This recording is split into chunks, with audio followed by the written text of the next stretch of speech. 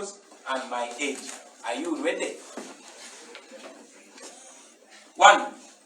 I was born on the 12th of February 1982, and that was in Nkozi. My brother Julius Walakira, who's wearing shades on the side, who I follow, same mother, same father, was born on the 23rd of October 1979, according to all his official records. There is no way I would be born on the 12th of February 1980, only 3.5 months after the birth of my elder brother from the same woman. I started school in 1986 at St. Mary Goretti Nursery School in Kamocha, right behind this building. For P1, I went to City Primary School. It is now called Aria Primary School. It is in Kamocha, right up there. For my P2, and that was in 1987. For my P2, I went to Kanoni Umeya Primary School. Umeya is Uganda Muslims Education Association, and that was in 1988. That is where I learned reciting Islamic prayers, and those have stayed with me all through up to today. That was in 1988. For my P3, I went to Kasaka Primary School in Gomba. That was 1989.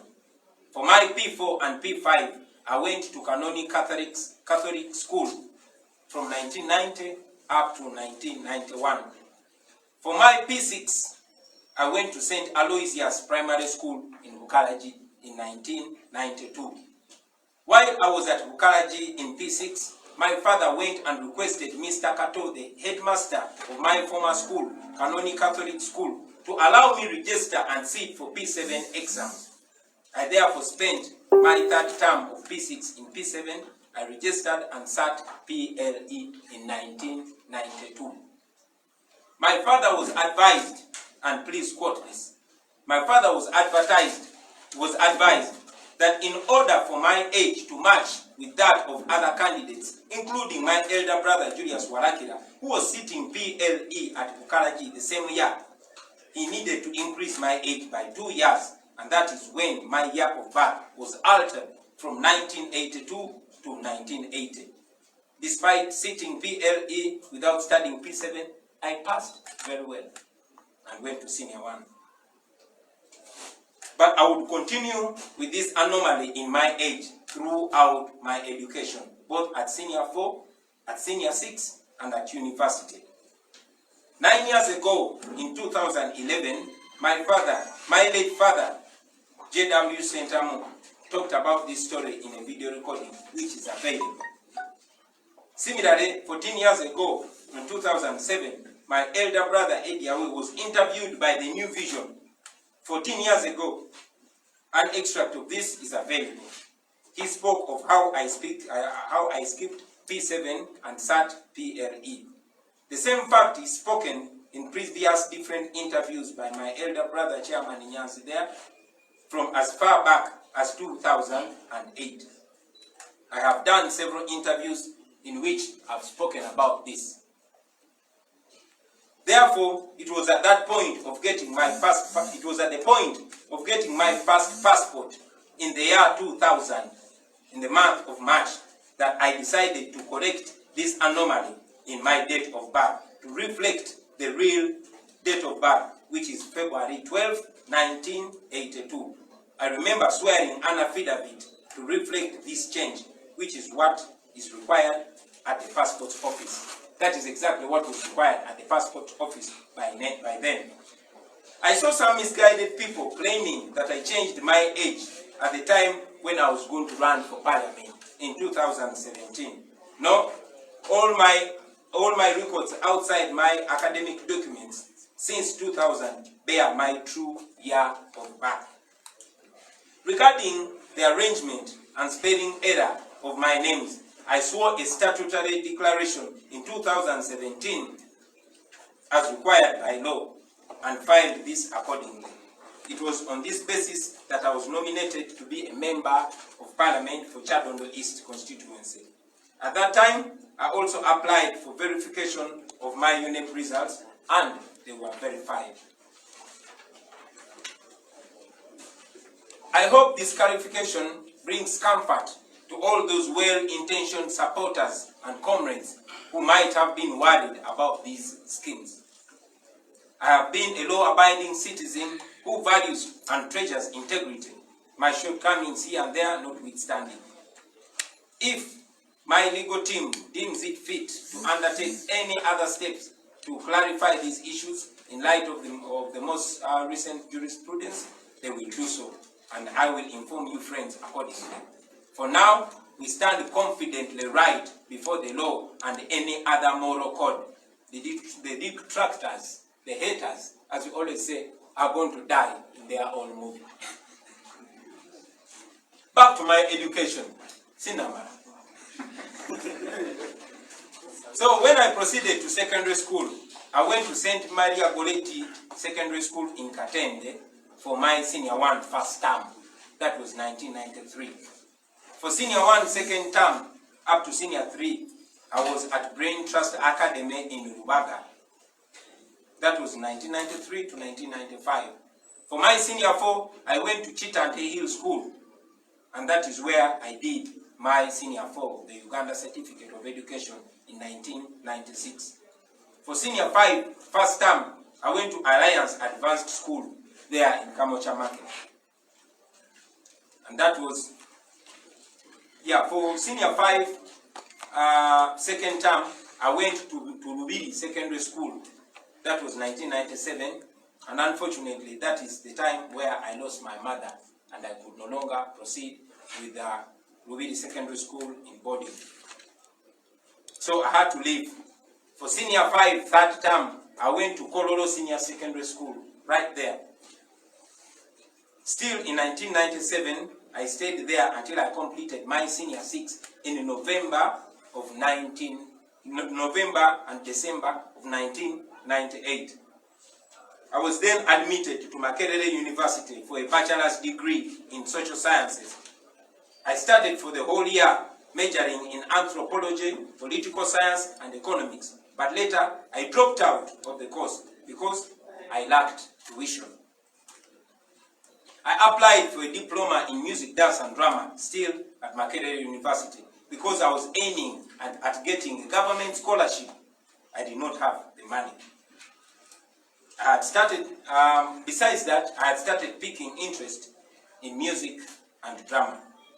In the year 2000, I was admitted on government sponsorship, on a government scholarship to study music, dance, and drama in Makerere University, and I graduated in 2003.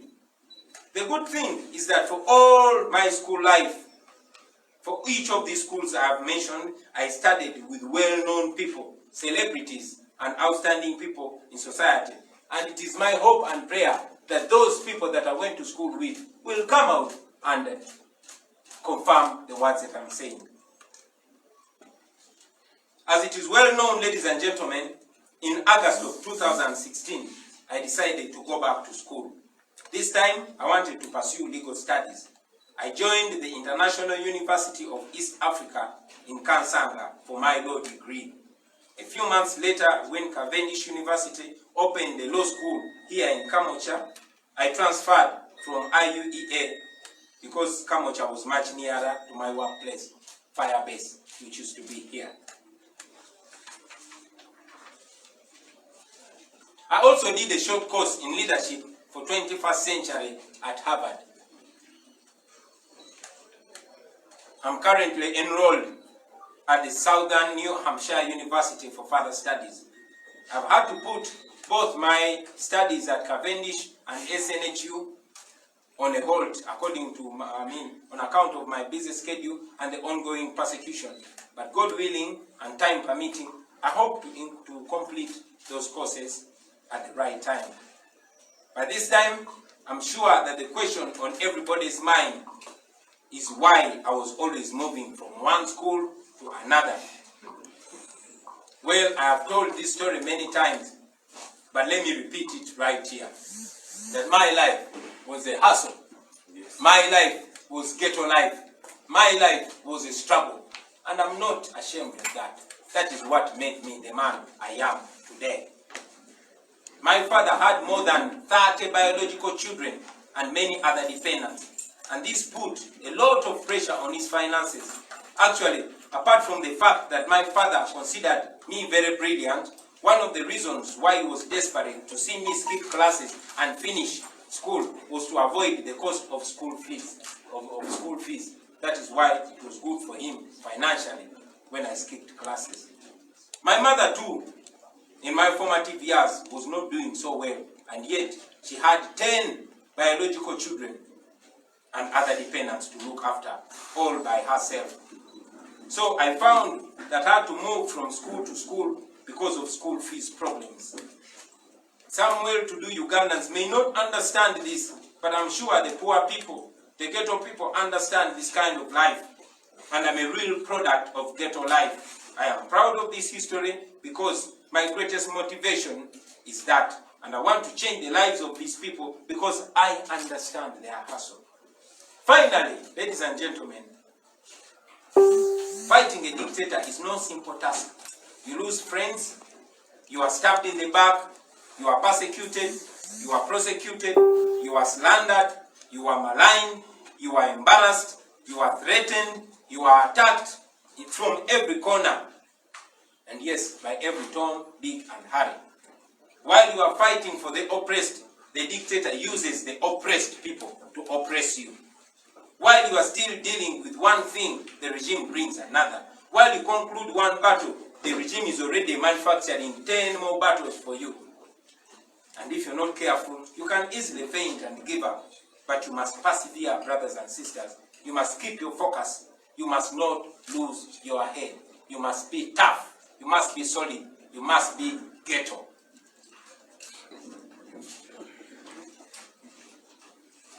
You must know that out there are millions of people that have to look up to you, that you must keep confident. These are the lessons that I've learned from Dr. Kizza Besigye, from Nelson Mandela, from Malcolm X, from Martin Luther King. And yes, I hope the ghetto people out there are learning lessons from my experience while I'm still alive. Dictators, ladies and gentlemen, have no shame. Their tools too have no shame. My wife and I have been left in so much wonder, seeing some of the people who are very close to us, people who we helped so much, and yes, those who helped us, turning around to do unbelievable things against us. We sometimes watch in utter shock some of the people who were previously closest to us saying unbelievable things about us. We have come to learn the kind of person we took on, and yes, we've come to learn the kind of responsibility and duty we took on. But I encourage you, comrades,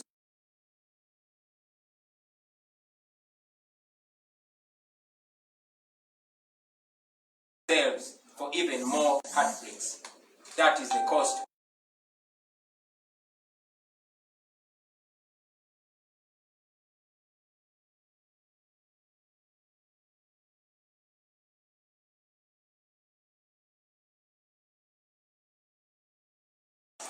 You have already taken much longer to respond to their request than the time you took to release my academic papers.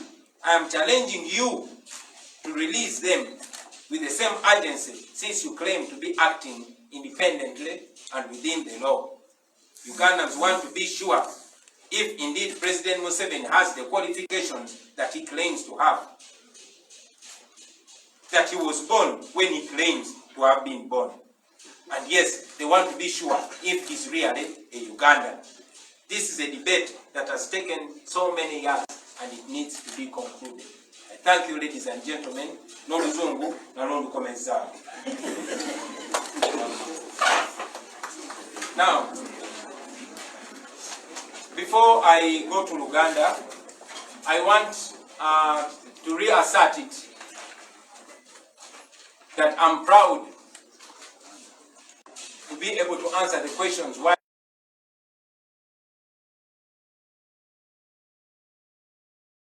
I went to different schools for different terms or different years. And maybe I'll use this opportunity to send out a message to all the people out there, especially the poor, the struggling young men and women who are living in the conditions that I've lived in. Don't be ashamed of yourself. It is okay. It is okay to hustle. Many of you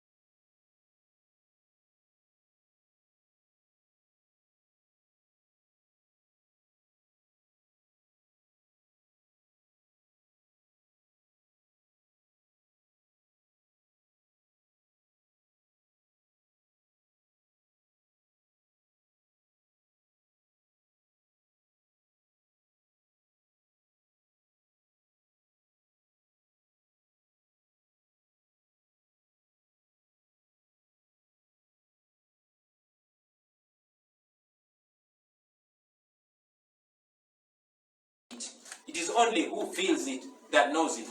This is a message to you, ghetto youth. Don't give up, man. Don't give up. You're facing that, but it's preparing you for the future. It is preparing you for a time like this one. If I didn't go through that, I would not be as hard as I am today. So, take heart. You are doing the right thing. Don't give up. Just make sure you study. Make sure you get that qualification under whatever circumstances. You are going to need it. I've said it before and I say it again that the world is not looking for a man who can explain why he did not do something. The world is looking for a man that did something, no matter how you did it. So, if you see anybody doubting you, anybody trying to beat you down, point at me as an example. Katika ngende mu Luganda. Ndogere?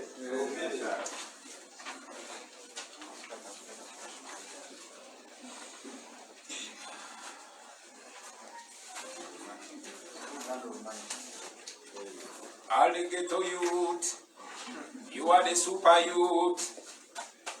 All the ghetto youth, this one for you.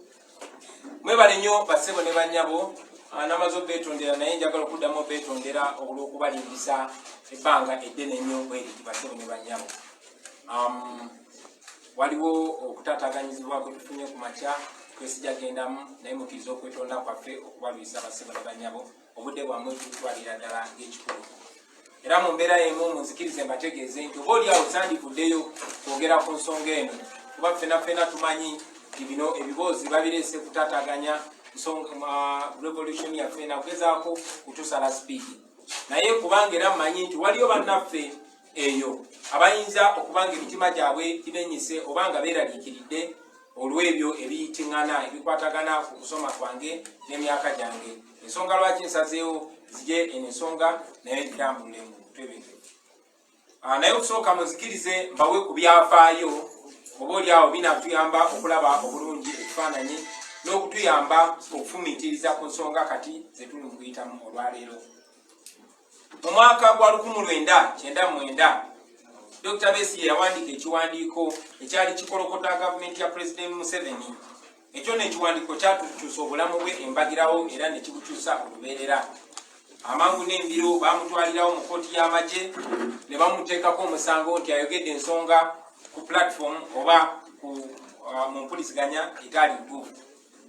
Mu mwezi gw'Oktoba omwaka ogw'2020 bwe yalangirira nti agenda kwesimbawo okuvuganya ku bukulembeze bw'eggwanga, twali tulowooza nti oba oli awo ekiwandiiko kyafulumya kyamuleetera ebizibu, naye ate kino kyamuleetera nnyo ebizibu kubanga okuva ku olwo yafugira ddala omulabe byonna byonna ebisinga obungi. Mu mwaka gwa 2021 nga wakayita emyezi mitono nnyo ng'okulonda kuwedde bamusaako omusango ogw'okulya mu nsi olukwe. Gavumenti yagamba nti yali akolagana n'abayeekera ab'e DRC oba Democratic Republic of Congo. Olwali okuteebwa okwewerera n'okutiisibwatiisibwa okwali kuteekeddwa ku bulamu bwe kwali kungi, yalina okudduka mu ggwanga n'agenda mu buwaŋŋanguse egyo yamala emyaka 4. Mu mwaka gwa 2025 bwe yakomawo mu Uganda okwesimbawo mu 2006 kampeyini zaali zakatandika ne bamukwatirawo ne bamusaako omusango ogw'okulya mu nsi olukwe ne bamusaako n'omusango ogw'okukwata omukazi. Bwe baali bamusaako omusango ogw'okulyamu olukwe baagamba nti yali akolagana n'abayeekera ba PRA era ne bagamba nti yali akolagana n'abayeekera ba KONI. Ku nsonga z'okukwata omukazi gavumenti yagamba nti mu mwaka gwa 1997 emyaka 9 egyali gyayise bagamba nti Dr. Besigye yali akutte muwala w'omu ku mikwano gye bwe bayitanga Joanita Kyakuwa. Wayitawo emyaka mingi ekooti enkulu erekulemberwa omulamuzi John Bosco Katutsi yagoba omusango guno era neeraga nti byonna byonna bye byali bamutaddeko byali byabukuusa, byali byakugezaako kumukolokota nakumulima mpindi ku mabega. Kinajjukirwa nti mu musango ogwo gwe bateeka ku Dr. Besigye ogw'okukwata omukazi eyali amwozesa kati yakulira akakiiko k'ebyokulonda omulamuzi Justice Simon Abakama Mujeni. Jeno Kayihura yali nnyo musango ogwo n'olwaleero Commissioner General akulira ekitongole ekisoloza emisolo Mwami Musinguzi Lujoki nabo bazanya paati y'amaanyi mu muzannyo ogwo gwe baali basibye Dr. Besigye. Nga 16 omwezi gw'11 omwaka 2005 Dr. Besigye ne banne bwe baali basibiddwako emisango egyo baatwalibwa mu kkooti enkulu okweyimirirwa. Mu musango gwali gukyagenda mu maaso abasirikale bamukwata mundu abaali tebali mu uniform naye nga bambadde ebyambalo ebiddugavu balumbagana kkooti ne bagyetooloola era ne bawamba n'ebwe obusenge obwali bukwatibwamu abasibe abaali balindiridde okweyimirirwa.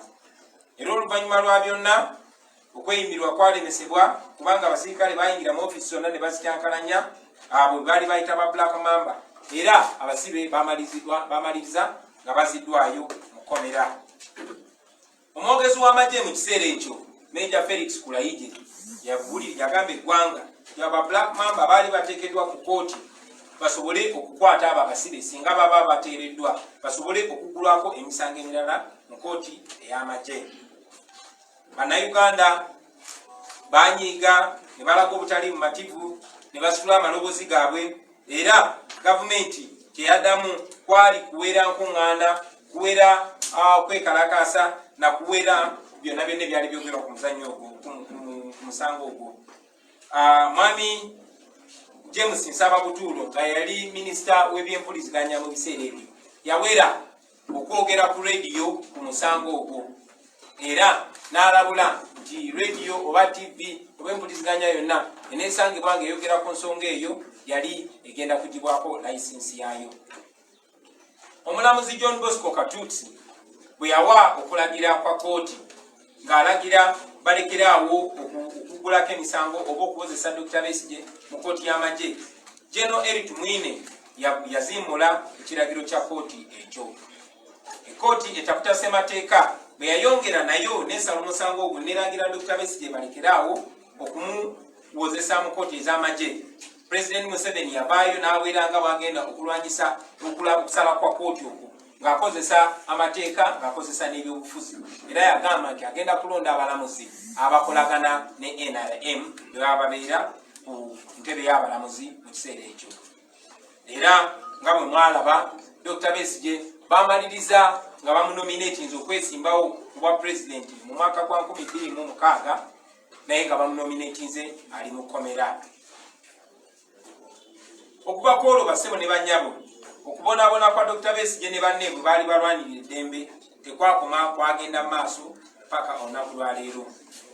Olunaku lwaleero emisango mingi nnyo egimusimbiddwa egimuteekeddwako tasobola kujjukira mirundi gyakwatibwa. Misango mingi egimuteekeddwako naye tewali n'ogumu gwali gumusinze. Mu mwaka gwa 2007 muganda we gwe bayita Musaasizi Kifeefe yafa oluvannyuma lw'okutulugunyizibwa ennyo mu kkomera kumala ebbanga eddene. Bangi ku baganda baffe abalwaniridde eddembe babonyeebonye nnyo batulugunyiziddwa n'abalala bafudde. Era naffe wano tujjukira mwami w'omu ku mumyuka wa President wa National Unity Platform omwami Roxanne Zedriga bawa deputy waffe Lina Zedriga naye yabuzibwawo era kati emyaka 20 taddangamu kulabika. Mu mwezi ogwokubiri omwaka 2006 gavumenti yaleeta omwami gwe bayita Kizige Moses. Ono yali mbaka wa parliament wa Bugabula county era nga yali mu wamagezi wa president. Oyo bamuleeta n'ateeka omusango ku Dr. Besigye n'agamba nti Dr. Besigye ono nga yali omusawo wa president Museveni mu nsiko, naye baleeta omuntu n'agamba nti ebipapula kwe yayingirira essomero lya Kitante secondary school mu mwaka gwa 1969 byali bifu. Ekyo ndo kikulage nti Museveni bw'aba asazeewo okulwanyisa omuntu ageyambula buli kitiibwa kyonna n'obuntu bulamu bwonna abweyambula basibuliranya. Kyewuunyisa nti nno gavumenti yagenda ne mu kyalo kya Dr. Besigye n'enfunayo abannakyalo ne bajja bawe obujulizi bagambe nti ddala Dr. Besigye yali teyasoma era ebipapula byali yakozesa emyaka 37 egyali giyise tebyali bifu. Naye nga bulijjo gavumenti ya Museveni ebintu bino byonna byereeta tekiri nti ebe eyagala omusango gukusinge. Nedda baba bagala kuswazaswaza, baba bagala kumalira budde mu kooti, baba bagala kuteeka kubuusabuusa mu bantu abantu bakutunuulire nga babuusabuusa obwesimbu bwo. Ensonga endala gye njagadde okwogerako ekwatagana ku mbeera gye tuli mu kuyitamu olwaleero ye mu Desemba wa 2004. Mujjukira nti nno omulundi ekibiina kya FDC oba Forum for Democratic Change bwe bagezaako okuwandiisa ekibiina ky'ebyobufuzi, abantu bangi nnyo baawagibwa gavumenti ne bajja ne bagenda mu kooti ne bawakanya okwewandiisa kwa FDC ng'ekibiina nga bagamba FDC kibiina kyabeekera. Baleeta ensonga nga basimbye ku kabonero ka FDC ku mibala gyayo ne ku bintu ebirala ebyali mu FDC. Era oluvannyuma lwa byonna mujjukira nti omusango gwateekebwayo nga bagezaako okulemesa FDC okunominatinga bakandidate. Bannayuganda bannange, nfubye okutottola bino byonna ebyafaayo okusookera ddala nga njagala baganda baffe abato mu myaka abaali abato ennyo bino ebintu nga bibeerawo basobole okumanya ekibadde kigenda maaso mu ggwanga lyaffe. Njagala bamanye ebyafaayo by'ensi yaabwe, naye era njagala bamanye nawa bwe tuli basibo ne bannyabo. Njagala obbasaba abasobola mugende musome akatabo ka Dr. Olive Kobusinje ke bayita The Correct Line, oba musome akatabo ka Daniel Kalinachi ke bayita Kizza Besigye and Uganda's Unfinished Revolution. Mujja kutegeera Museveni yaani bwe tuli mu kulwanagana naye. Mujja kutegeera omuyekera eyawamba ensi yaffe oluvannyuma lw'okukulembera olutalo lwatirimbula bamaama baffe ne bataata baffe. Olunaku lwaleero nga tufugira ku mudumu gwa mundu mujja kumutegeera bulungi. Kiba kirungi nnyo ne tutegeera omuntu gwe tudiringa naye, kijja tuyamba nnyo naffe okumanya stepu ze tulina okuteekenga. Ekyokubiri, njogera ku bino ebintu okussa ekitiibwa mu abo abatusookawo nga Dr. Besigye ne banne abaakulembera mu lutabaalo luno naffe ne batuwalo okumanya nti Museveni alwanyisibwa. Ate Museveni naffe tulina okukakasa abanaddako nti si kulwanyisibwa bulwanyisibwa, naye Museveni awangulibwa.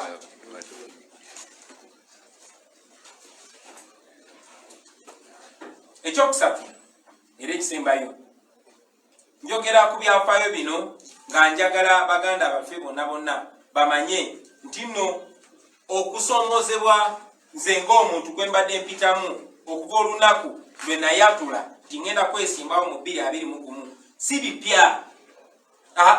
Bino byonna byonna bw'oba obigenderedde kabadde kagenderere kagezaako kutunafuya, kugezaako kubuzaabuza, kugezaako ekifaananyi kyaffe okukikubamu ebituli, era nga bwe kibadde eri buli muntu agezezaako okugyayo omutwe n'ayagala okuwakanya effugabbi erya Museveni. Njagala mumanye nti badikiteta babeera batiitiizi. Museveni mutiitiizi, n'abo bakozesa batiitiizi kuba amazima gazitowa nnyo era tebasobola geetikka. Kyova olaba beekweka mu bulimba nakutiisatiisa. banakyemalira bonna kyebasobola okukola oba ogendedde mu byafaayo n'otunula basooka kugezaako kuwanguzi oba kusikiriza abo ababawakanya babeegatteko naye kukigaana ng'olubajjayo eryanyi lyonna. Era Mukama bw'anaaba ampadde obudde n'obusobozi biseera eby'omu maaso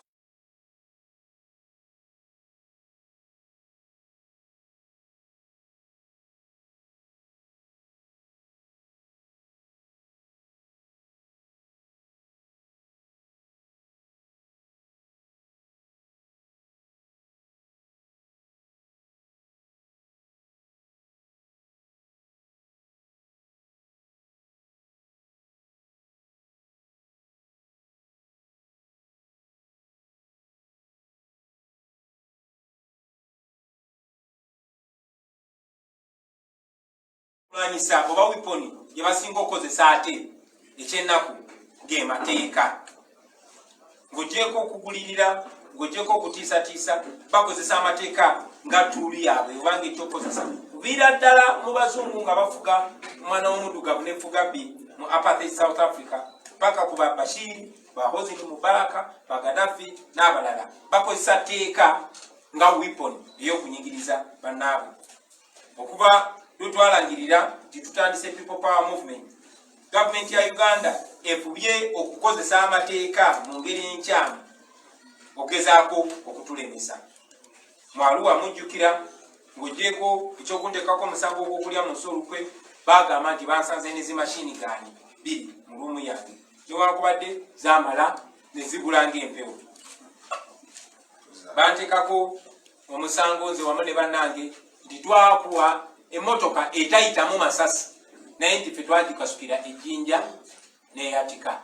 Twakwata ejjinja limu abantu 30 n'omusobyo ne twasa emmotoka eyo yenjogera ya Museveni ne banne. Oluvannyuma lwa byonna banteekako omusango ogw'okuwakanya intaneti. Era olunaku lwaleero ntambulira ku zi police bond ku misango egisukka 20. Mu mwaka oguwedde ekitongole ky'omusolo ekya Uganda Revenue Authority kyandeetera biiru ennene gye sirabanga nako ne baŋŋamba nti bateebereza nti nali nkola ssente nnyingi nnyo naye ate nali siwa musolo gumala. Mujja kujjukira nti omwaka oguwedde era nze wamu ne bakulembeze bannange omuli mukulu Joel Ssenyonyi n'abalala bwe tubadde tukulembera ekisinde ekya People Power baatutwala mu kooti ne batugulako omusango ogw'okubeera nga tukulembera ekisinde kye bayita People Power. Mu bannamawulire mukijjukire ekyo. Emisango egiteekeddwa ku nze ng'omuntu mingi nnyo. Bataddeyo abantu ne bateekako emisango nga batandikira mu kugamba nti ettaka lya wano ekamotya tuyimiridde olwaleero nti tulina mu bukyamu. Ne bagamba ne baleeta omusango nti amaka gange emagere ndiwo mu bukyamu. Ne baleeta n'omusango nti ebusaabala gyenyina biiki nayo ndiwo mu bukyamu. Buli omu akimanyi nti bino ebintu mbadde nabyo emyaka egisukka 10 naye ekyo tekiganye gavumenti wakati mu buswavu bwayo okuvaayo nereeta ebintu ebisesa ng'ebyo. Naye era mumanyi nti byonna byonna biriwo kubanga nakigamba ate nga sikizaayo nti ŋŋenda kwesimbawo ate tugenda kuwangula Museveni mu mwaka 2021. Juzi wano bwe twavaayo ne tulangirira ekibiina kya National Unity Platform ng'ekibiina ky'obufuzi, abantu abamu baavaayo ne bagamba nti twalondebwa okulembera kino ekibiina mu bukyamu mu bumenyi bw'amateeka. Newankubadde kiswaza nnyo ng'era bwe kibulikika, abantu be bamu baali ku press conference nga balina membership card ze baafuujinga byonna mubiina ku kamera nga ne bagamba nti bagenda kuloopa mu kooti. Naye ate kyewuunyisa nti bwe bagenze mu kooti okuloopa omusango ate zi membership card ze bagambye nti balina tebaziwaddeyo era ne bagamba nti ekibiina mu kiseera ekyo kyali tekigaba membership card era tebabawa membership card. Eno ensonga eringeri gyeri mu kooti sigenda gyogerako nnyo kubanga ekyo kooti tekikkiriza kwogera ku musango nnyo guli mu kooti. Naye era ndowooza mulaba obuswavu bwa President Museveni ne banne bakola nabo. tulina obukakafu nti ebitongole bya gavumenti naddala ebikuumaddembe be bali emabega w'abano abantu be babateekamu ssente ez'omuwi w'omusolo okugezaako okulwanyisa abo abagezaako okulwanirira bannayuganda. Naye kituwa essuubi baganda bange nti ebintu bino byonna byonna tebyakasooka okolebwa. Bino ebintu byonna byonna bize tebimalako era mbakakasa nti ku mulundi guno tebigenda kumalako. Ebyo byonna nga maze obyogera baganda bange, ebyo byonna nga tumaze obyogera, njagala otwala guno omukisa ate okwogera ku nsonga ebadde mu mawulire, ebadde ku mimwa gy'abantu ebbanga lino lyonna lyonna eriyise. Mbyogeddeko waggulu nti buli gavumenti bwe yagadde okulwanyisa abo abagivuganya, wabaddengawo bannayuganda abeereeta bo nga beetegefu okukozesebwa. Bangi badde bannaffe, abalala badde ku bantu abatumanyi, abalala bannayuganda ababeereeyo naye nga bo tebibakwatako ne baba balimba kasita baba nga babwadde ssente. Dr. Besigye bakozesa bakyakuwa, bakozesa bakizige, bakozesa bagiribati alinaitwe, bakozesa byabakama n'abalala bangi. Kunze muze mubalaba bakozesa era nga abalala nabo bakyajja. Naye njagala okubakakasa mmwe basajja mmwe nti amateeka gali ku ludda lwa eyo tujja bawangula buli kabadi ke muleeta.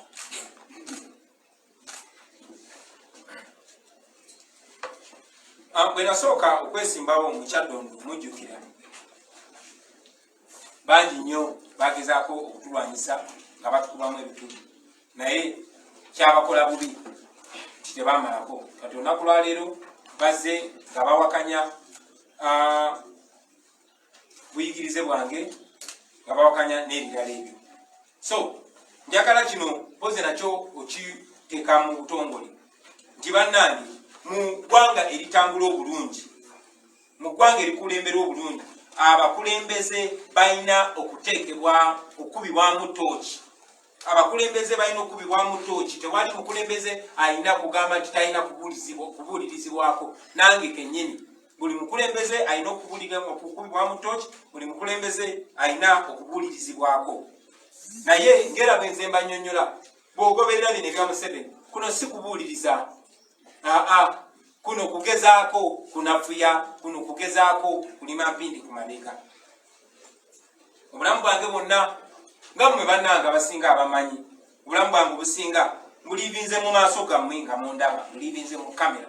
Tewali kintu kyonna kyonna kikwata ku nze kyesoogeddeeko mu lwatu, obutali mulundi gumu, ekitali mirundi ebiri, ekitali mirundi esatu. Naye olwa okusaba kw'abangi n'olw'okwagala nyongera ate kikube mu tooki, nyongere mbiteeke mu nsana, sazeewo olwaleero nateera mbeeyo mbiteekewo straight. Era ensonga ze zino wammanga. Ensonga esooka, nze Kyagulanyi Ssentamu nazaalibwa nga 12 omwezi ogwokubiri omwaka 1982. Banzaalira Nkozi. Mukulu wange ali awo gwe bayita Julius Walakira, ng'ono gwe nzirako, nga maama y'omu ne taata y'omu. Bamuzaala nga 23 omwezi ogw'ekumi omwaka 1979. At least bw'oba ogendedde weewandiiko byonna byonna ebiri official ebibye. So tewali ngeri osobola kuŋŋamba nti ate nze banzaala nga 12 ogwokubiri 1980, ng'ate omuntu gwenzirako ng'omukyala y'omu ye yatuzaala naye bamuzaala emyezi 4 egyali giyiseewo. So omukazi tasobola kufuna lubuto mu myezi infact 3 n'ekitundu. Tasobola kuzaala leero ne wayitawo emyezi 3 n'ekitundu n'azaala omwana omulala. Natandika okusoma mu 1986 era nga nasomera mu St. Maria Goretti Nursery School e Kamwokya. Eryo essomero lyabeeranga mu Kifumbira wali ne kati liri awo mabega wa kino ekizimbe, era musobola okiraba mwenna abasebo ne bannyamu. Nasoma B2, nasoma B1 ku City Primary School, kati baliyita Alia Primary School biri awo Kamokya waggulu era P1 nagisoma mu 1987. P2 nagisomera Kanoni Umeya Primary School mu 1988. Eyo no gye nayigira n'okusoma essaala z'Abasiraamu. Temunsanga ne Mopito Omusiraamu nasomerayo busomezi. P3 nagisomera Kasaka Primary School ewaffe Gomba mu 1989. P4 ne P5 nagisomera Kanoni Catholic School mu 1990. Eyo no nasomerayo kuva mu 9 paka mu 91. P4 ne P5. P6 nagisomera St. Aloysius Primary School e Bukalaji mu 1992. Eyo no gye nali nga nsoma bulungi. Kitange n'asaba headmaster waffe ebiseera ebyo bamuyitanga Mr. Kato. Namusaba mu ssomero gye nali mbadde gye nasomera P5 e Kanoni Catholic School. Namusaba anzikirize nti sitalinge nsobole okutuula P7. Olw'ensonga eyo P6 nagisomako taamu 2, taamu yasembayo nagimala nasoma P7 era nentula ebigezo mu mwaka gwe gumu ogwo gwa 1992 nengenda mu senior 1. Taata wange yabwebwa amagezi nga ali mu kujjuza foomu zange ez'okutuula P7. Yabwebwa amagezi ng'emyaka gyange bagyongereko emyaka 2 gisobole okukwatagana n'emyaka gy'abakandidate abo abali batuula P7 mu kiseera ekyo nga mwe muli ne mukulu wange gwenzirako Julius Walakira. Era eyo ensonga lwaki bwe nali ndigisalinga P7 bateekawo 1980. Ekyo nno ensobi gye nalina okutambula nayo empapula zange information esobole okufaanagana.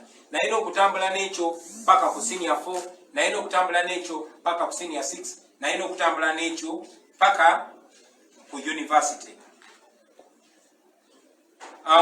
Newankubadde natuula P7 nga ne P6 mwana watu nasoma bulungi era nempita nengenda mu senior 1. Naye ngera bwe mbanyonyodde tinalina okontinuinga, nalina okugenda maaso n'eyo mistake yali ekoleddwa ku mpapula zange paka emyaka paka mu mwaka ogw'2000.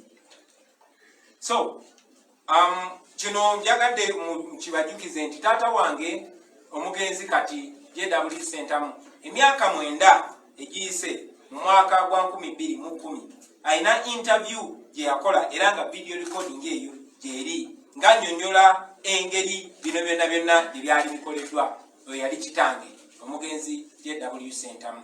Iyo video eri available era tujja gibawaako. Ensonga yemu omu ku bakulu bange Ediawe waliwo interview gye yakola emyaka 14 egiyise mu 2007 era n'akinnyonnyola bulungi nga bwe nasobola okutula P7 nga ne P6. Era n'omu ku bakulu bange Nyanzi mu 2008 waliwo interview gye nalabye era nga naye yali akyogerako. N'olw'ensonga eyo eno ensonga si mpya, eno ensonga tezze lunaku lwa leero.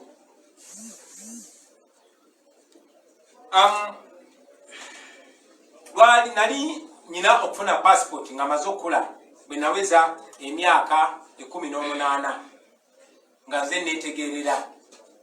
Bwe nali nfuna passport awo bwe nagenda okutereereza record zange zino nga ndi muvubuka wa myaka 18 olw'ensajja kudde. Era bwe nali nfuna passport nasana swearinga affidavit eyali ecorrectinga obwo bukyamu. Era obwo bukyamu ne butereera okuva mu mwaka ogw'2000 kati emyaka 20 egyakayitawo. Nalabye abantu abamu ku social media nga bagamba tinakyusa emyaka gyange bwe nabadde ngenda kwesimbawo wano mu 2017. Njagala obasaba mugende munoonyereze bulungi nnyo. Sente ze babasasula okutulimirira muzikozese bulungi, mukole research, muleme kola nsobi ate zigenda baswaza mu maaso g'abantu. Ekikwatagana n'amanya gange nakyo nja kyogerako. Erinnya erimu wa Centamu nga waliwo single S, eddala nga waliwo double S, naye nga byonna byange nga nze Kyagulanyi. Centamu emu eriko single S, endala eriko double S. baadde bakufudde musango. Naye njagala okubategeeza nti nayo neyo ensonga twagitereza mu 2017 bwe nali ngenda okwesimbawo ku bubaka bwa parliament. Nakola kye bayita statutory declaration ng'amateeka bwe geetaaga, era ekyo ne kiterezebwa. Era ensonga lwaki banominatinga okwesimbawo ng'omubaka wa parliament. Nagenda ne mu UNEB ne baverifyinga oba ne bekenenya empapula zange ez'obuyigirize, era nazo nekenenye, bazikenenya bulungi. Kasubire nti ekyo ekyokukintaanya ekyo kijja kuyamba baganda baffe abali eyo emitima begibadde gyewanise nga balowooza oba bano abantu abatulimirira bayinza okuba n'obutuufu bwonna tebalina. Ndi muntu agoberera amateeka, mbadde muntu agoberera amateeka ate n'okugamanya ng'amanyi. Mbadde muntu akkiririza ennyo mu bwesimbu, atambulira ennyo mu bwesimbu, ayagala ennyo bwesimbu. Ttiimu yange y'abannamawulire bwe neeba ng'erina kyeyagala okuluŋŋamya mu nsonga ezo, ejja genda maaso n'okola ekyo, era nja kuba mbategeeza abasebo ne bannyabo. Naye nga bwe mbagambye, nduddeyo kino kyadressinga nga njagala beekeje begwenyalwe, era nga manyi nti ku lasti bagenda kufiira mu firimu yaabwe. Kati katuddeyo okusoma kwange tekunaggwayo. Twakomye nga maze P7 nga ngisomedde mu masomero 7. Tugenze mu secondary. Senior 1 first term nasomera St. Maria Goretti Secondary School e Katende. Senior 1 second term nembayo nengenda Brain Trust Academy e Rubaga. Nasomerayo kuva mu senior 1 second term paka senior 3 third term. Kuva 9 paka 9. Senior 4 nasomera Chitante Hill School. Eyo no Chitante twasomera ne bannange bangi nnyo, ba Master Paroti, ba Turumani, ba Baby Kulu, ba Rude Boy Devo, bonna twasoma nabo e Chitante. Newankubadde abamu twali mu klasi emu ate abalala nga batuli mu klasi ya waggulu. Nkomye ku senior 4 mugoberera. Senior 5 first term nagisomera ku Alliance Advanced Secondary School e Kamoncha ogwali mwaka gwa 97. Senior 5 second term nengenda Lubiri Secondary School wena ninzeyo mu boarding. Ekyo mu kisomo bi imweyo term yennyini mama wange we yafiira accident. Nebyensobera era nali nyina okubayo mu esomero eddungi eri Lubiri. Senior 5 third term olwo nengenda Kololo Secondary School wano ku Lugogo bypass. Eno jenasomera ne senior 6 era mu November ne December wa 1998 netula ebigezo ebya senior 6.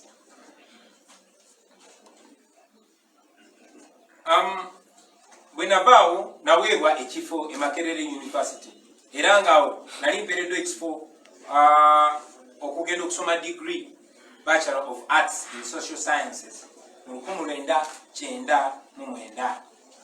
Nasoma omwaka ogwo, twasoma n'abantu bangi nnyo ab'ebitiibwa nyakuba mbogerako gye bujja, era ngaawo nali nkola amasomo erya anthropology, erya political science n'erya economics.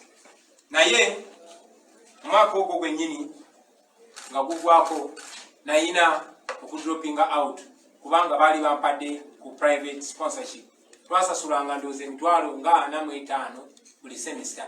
Ezo sente zaali nnyingi nnyo, nasobola ndooza kusasulako semesters 2 n'abaali bannyambako banyanzi n'abalala nga yala zitandise okubakuba nga sobola kusasula kosi yange, era nayina okudropinga out kubanga nali njagala nnyo okusoma naye nga sirina sente. Ate ng'ebiseera ebyo interest yange mu music yali erinnya ennyo ne mu drama. Nagenda ne applyinga buto e Makerere, ne applyinga for government scholarship kubanga ebiseera ebyo nali mu kunoonyereza kwange baŋŋambye nti ku department ya music dance and drama waliwo abajja direct naye ate waliwo n'abalala ng'ogenda n'okola practical exams. nagenda nekola practical exams era nempita, era bwe nayita bampa ekifo ku government scholarship Makerere University mu mwaka ogw'2002 era nensoma ne bantikira mu mwaka ogw'2023 e Makerere University ne diploma ya music, dance and drama. Kati awo nenzira ku street neto nensoka nekubayo emyaka gyange nga 13-14 nga nsoma bya ku street. Bwe tunaba tutuza okubanyonyola ku buyigirize bwange bw'oku street nja kubanyonyola mbanyonyole n'ensonga lwaki abamu bampita fada abamu bampita generali. Yes, sir. Naye eyo street education nga bamaze okuyita mpozi n'ekirala kinsanyusa nti okusoma kwange kuno kwonna nakusomera mu light era abantu bangi nnyo be nasomanga nabo mikwano gyange bangi bandaba olwaleero era nina essuubi nti bangi nnyo be nasoma nabo ate nga mulimu ne ba public figures bangi kakasa tibajja kuvaayo nabo bawe obujulizi ku bino byenjogerako babikakase ibyonna byenjogera bituufu. Naye nanga bwe mumanyi baganda bange ti oluvannyuma lwa byonna nga mumaze okutuwagira naffe twesobola kati nga n'essente z'okusasula tuition tekyali kizibu. Naddayo ku ssomero mu mwezi gwa August 2016 nagenda nensaba ekifo era ne bampa okusoma degree yange endala ey'omumateeka gye bayita LLB mu university gye bayita International University of East Africa e Kansanga. Wayitawo emyezi mitono Cavendish University nayo nekulawo law school wane Kamocha. Ate engeri gye nali nkolera wano nga te wano Kamocha kumpi nagenda nensaba ekifo nekola transfer okuva International University of East Africa nezija nsome amateeka era nga mbadde mu mwaka gwange gwa kusatu nga nsoma degree yange y'amateeka naye olw'embeera gye tuyitamu olwaleero n'okunyigirizibwa n'okugobererwa mu mbeera yonna mbadde nina okukola ki nali nina okuyimiriza okusoma kwange okwo kasimu ne banyabo. Pozi kambategeeze nakolayo ne short course gye bayita leadership for 21st century eyo nga nagisomera Harvard. Olwaleero era nyina course gye ndi mukola at the South ku university bagiyita South New Hampshire University mu America. Naye era nga bwe mbategeezezza nti okusoma kwange okwo mbadde ate nyina okuyimiriza tumale okujjako Bosco ndyoke zireyo ebyo banantikira nga ndi mu State House.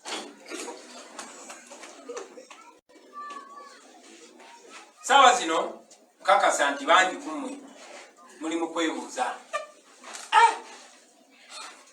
kyava kuki okusomera primary mu masomero kumpi 8, secondary n'okisomera mu masomero 7, university n'okisomera mu universities 4 nga te university emu yokka kibakutikidde. Kyajja kitya ekyo nakyo njakyogerako bwe nti bannange nti obulamu bwange mbubadde bwa kupambana, obulamu bwange okufaananako n'obulamu bw'abantu abalala bubadde bwa mitobo era nze okusoma kwali kusobola okuganda kubanga mikwano gyange be nakola nabo bangi nnyo okusoma kwagana. Si kuba tebaali bagezi mu ssomero, si kuba baali tebaagala kusoma, naye olw'embeera gye baali balina okuyitamu. Okugeza nze taata wange yalina abaana abasukka 30 nga talina n'abaana abalala balabirira kugamba ngu famire abaana be tusukka 40. So ng'okunyigirizibwa ku nsawo ye kungi. Mama wange yennyini yalina abaana be yazaala mu lubuto lwe abaana 10 naye ate nga alina n'abalala abaana batazaala naye nga abaana be baganda bafenna balina otubeezaawo. So ebintu bya school fees fe byalinga bizibu, okusoma kwaffe kwalinga kwa mbirigo. Nze nakyogerako nti mama wange engeri gyali omusawo yalinanga okusiba akagere kange plasta kubanga sayinanga ngato netuuka ku ssomero ng'olina okuyingira ng'owenyera omusomesa akubuze lwaki toyambadde engatto nga banno ng'olina omunnyonnyola nti akagere kakoze eki kalwadde naye ng'akagere si kalwadde. Era olumu nabanyumizaako nti omusomesa yansanga nze yazaawenyera nga te nsamba omupiira ku lunch time n'agamba akagere kawonye bwe namulengera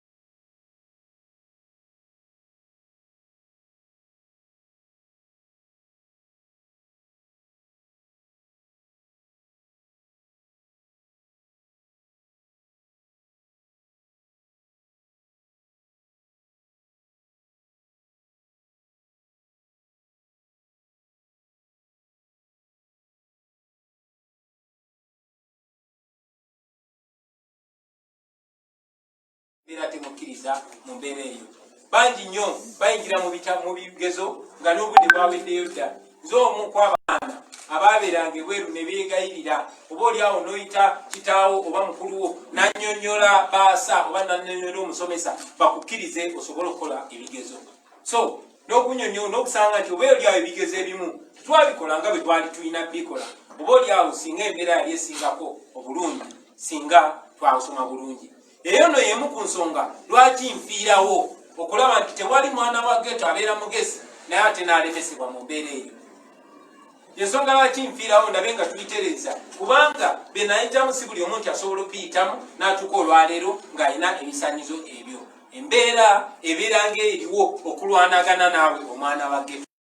Ali mu byalo mwabali mu busomero obunyoomebwa temwenyuuma bakyali bange. Bulijjo mbagamba nti baatukasuka kulalira naye twadda na birimba, baatuzaalanga ensobi naye twafuuka ensonga. Kati bwe ndaba avudde mu geto mulabanga ekimuli ekimeze mu nkokoto, one yakolanga eyo mu bwino yazindezaako ebyeku. Ebigambo oba owulira biwakanya eyo mulage ku Kyagulanyi yenze ebyo bintu bya ddala. Owulidde? Nekirala baganda bange nga maliriza, njagala nnyo mujjukire nti olutalo lwe tulimu si lwangu. Obanga wakanya oba olwanyisa dictator agenda kukola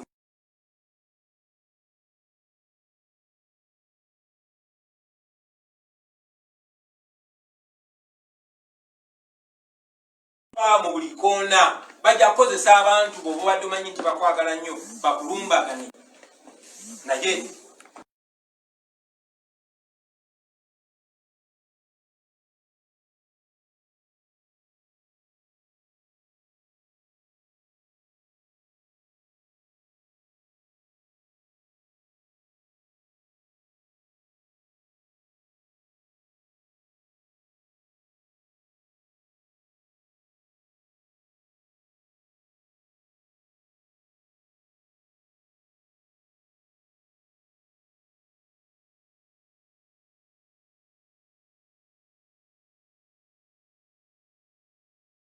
si busiru, si butayagala kusoma, si butasobola, no, naye embeera ebateekeddwako naddala baba bakulembera, embeera ebatadde mu mbeera gye balimu kati. Era kye kitulwanyisa emisana n'ekiro tulabe nga abaana baffe tebayita mu mbeera gye tuyiseemu, kubanga tetuli sure nti banaaba mu mbeera eyo banasobola okumalako nga ffe ababazadde twamalako. Ekimpa essanyu nti nze njiga zino lesoni ziyigidde ku bantu nga ba Dr. Besigye, nga ba Mandela, nga ba Malcolm X, nga ba Martin Luther King. Era kansubire nti abaana ba geto abali eyo nange banandabirako era ne bantwala ng'ekyokuyiga naddala nga nkyali mulamu. Njagala okumaliriza baganda bange nga buno obubaka bujja genda eri akakiiko k'ebyokulonda, akakiiko k'ebyenjigiriza k'ebyebigezo, Uganda National Examinations Board, n'ebitongole bya gavumenti byonna byonna. Manyi bulungi nnyo nti waliyo balooya n'abannayuganda ababawandiikidde nga baagala okumanya ku bikwata ku kusoma kwa Pulezidenti Museveni, ebikwata ku kusoma n'obuyigirize obwa mukyala we Janet Museveni, n'abamu ku bakungu aba NRM ne ba minisita. Mubadde bangu nnyo okuwaayo ebiwandiiko byange byonna, era njagala okubasoomooza. Bwe mubanga ddala mugamba nti temulina kyekubira, bwe mubanga mugamba mugoberera amateeka, njagala okubasoomooza okuvaayo muweeyo ebiwandiiko ebyo ebikakasa nti Pulezidenti Museveni ayina obuyigirize obwetaagisa. Njagala okubasoomooza muveeyo mulage nti Pulezidenti Museveni obuyigirize bwayogerako ddala bw'ayina. Njagala okubasoomooza muveeyo muleete ebiwandiiko ebikakasa nti ddala emyaka Pulezidenti Museveni gy'agamba gy'alina. Era njagala okubasoomooza okuvaayo okakasa nti ddala Pulezidenti Museveni munnayuganda nga bw'agamba. Ebyo nga bazo byogerako, ebirala yakulindira ebibuuzo byammwe basebo ne banyabo. Mwebale nnyo, mwebalire ddala. Mpozi ngenda basaba obaolyawo nga tetuna nga sinaddamu bibuuzo.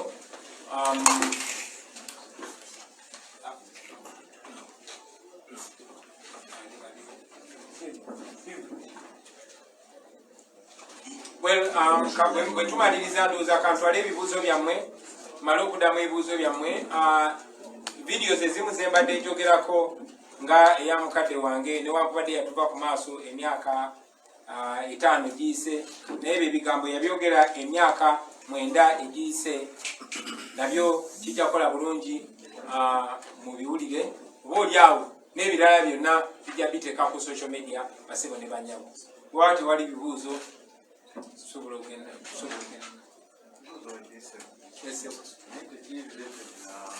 Njagala twogere ku nsonga eno kuba ensonga enkulu.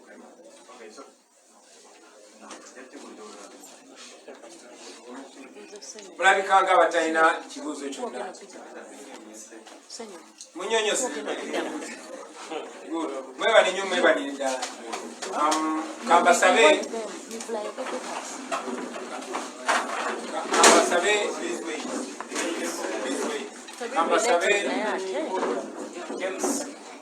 ebibuuzo tebirelated naye ate batakize Nuupu. Kati kansabe waliwo video gye twabadde timu yaffe gye badde yagala okulaga abannamawulire. Simanyi oba munaatandika kamera zange ne zigitunuulira oba asobola ogireeta eno.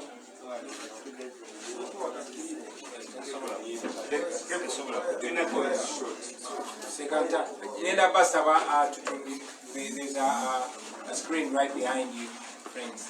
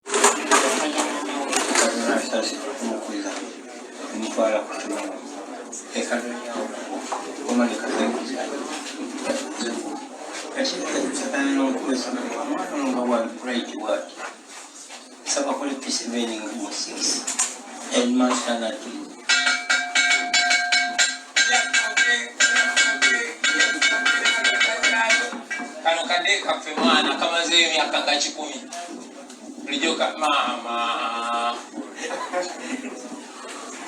Mr. Katakyali headmaster.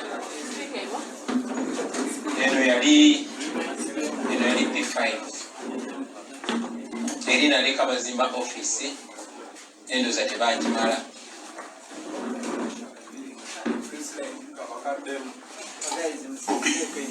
Omati yazaliwanga omwana nga mufuna ku maama w'omugenzi akuyita Nalunkuuma Sentamu. Omwana oyo yali mukalabakalaba, teyateganya nnyo mu bigambo byakwabula nti atambulewo nga tayagala yabuloba okutambula. Kale omwana bwe yeemalirira ku ttaka nemulaba nze mwenyini nga omwana oyo atakuba mulungi omumama waabwe wa 11 baana abalenzi era abaana ba 31. Kakati ne kakula nga mwana mulungi wa mpisa nnungi, ne kakula nga kakujikuju kagezigezi ng'ate katwagala. Mu myaka mwana ng'awezezza emyaka nga Katonda bwe yatwalira maama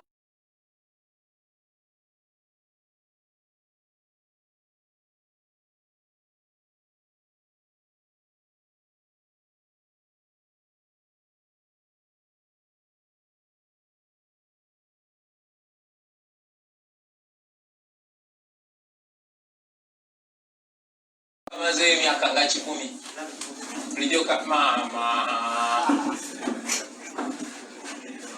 Mr. Katakyali headmaster eno yali P5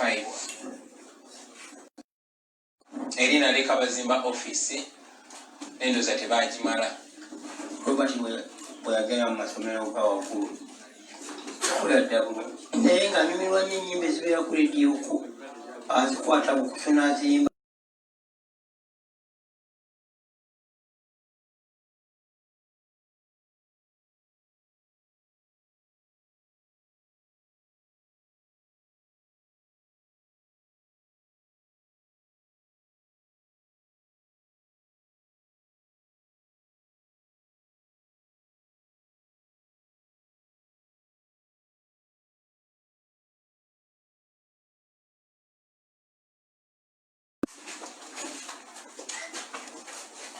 information technology kati ya majored in literature.